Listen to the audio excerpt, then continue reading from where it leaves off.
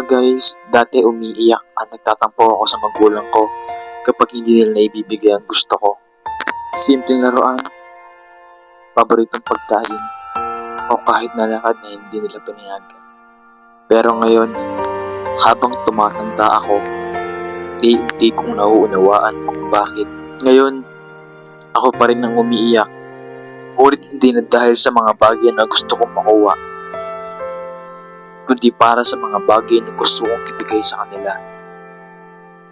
Pero hindi ko pa kaya. Mas mahirap pala to. Mabigat sa pakiramdam bilang anak at yung pakiramdam na ang bilis ng panahon. Tumatanda na sila. Pero hindi pa ako handa. Hindi ko pa maibigay ang buhay na pinapangarap ko para sa kanila. Kaya ikaw, ituloy mo lang kung ano ang pangarap mo para sa mga magulang mo. Kasi sila ang nagsakripisyo.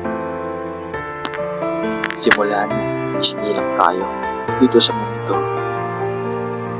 So yun guys, have a good day sa inyong lahat. See you sa next video natin. Subscribe kayo guys. Goodbye.